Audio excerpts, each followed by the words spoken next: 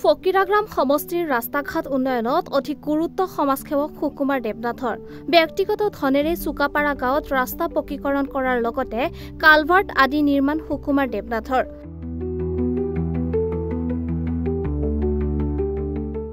কোকৰাঝাৰ জিলাৰ চিঠিলাৰ বাসিন্দা প্ৰতিষ্ঠিত ব্যৱসায়ী তথা সমাজসেৱক সুকুমাৰ দেৱনাথে ব্যক্তিগত ধনেৰে ফকিৰাগ্ৰাম সমষ্টিৰ অধীনত থকা জৰাজীৰ্ণ ৰাস্তাসমূহ শিল বালি দি মেৰামতি কৰি দিয়াৰ লগতে ৰাইজৰ সুবিধাৰ্থে পকীকৰণো কৰি আছে।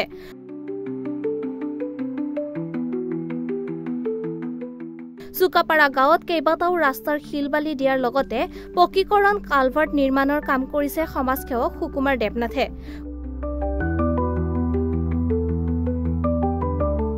উল্লেখ্য যে সুকুমাৰ দেৱনাথ ফকিৰাগ্ৰাম সমষ্টিৰ অধীনত বহুতো মন্দিৰ মছজিদ নিৰ্মাণ কৰি ৰাইজৰ ব্যাপক সমাদৰ লাভ কৰিছে।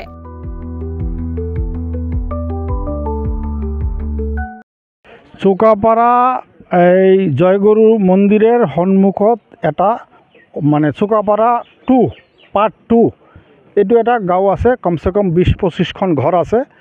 আৰ এই ঘৰখানিৰ কোনো ৰাস্তা নাই, মানে বেলেগের জমি দিয়ে যাব লাগে, নহলে আলি দিয়ে যাব লাগে, নহলে মানে পানির উপর দিয়ে যাব লাগে, কোনো রাস্তা নাই। আজি 30 বছরের পৰা কোনেও অহা নাই, কোনেও এই ৰাস্তাটো বনোৱা নাই।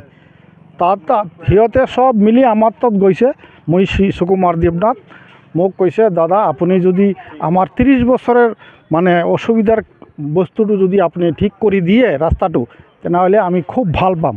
তাৰপাছত আমি চাইছোঁ, চাৱাৰ পিছত চাইছোঁ হয় এটাও ৰাস্তা নাই, না ৰাস্তা আছে না এটা ভাল আলি আছে যে যাব।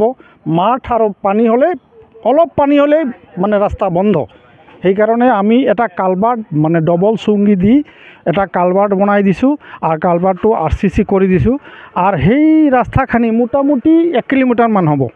1 কিলোমিটাৰ ৰাস্তা 8 ফুট চওড়া কৰি চিচি ঢালাই কৰি ক্লিয়াৰ কৰি দিম, সিহঁতক প্ৰতিশ্ৰুতি দিছোঁ।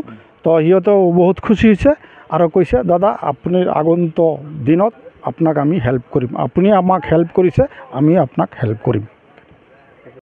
রাস্তাটা বানিয়ে দিয়ে আছে, এটার কারণে আমার খুব আনন্দিত আর কি, খুব মানে খুব। আমার চোখাপাড়ার ভিতর রাস্তা বহুদিনের প্রায় ইনকাই অবস্থা আর কি। ছাওয়া ছোটোগুলা কোনো রকম স্কুল যায়, কোনো সময় তো যাবাও নাপাই না, রাস্তাটা বন্ধ হয়, কাদং হয়, কি হয়।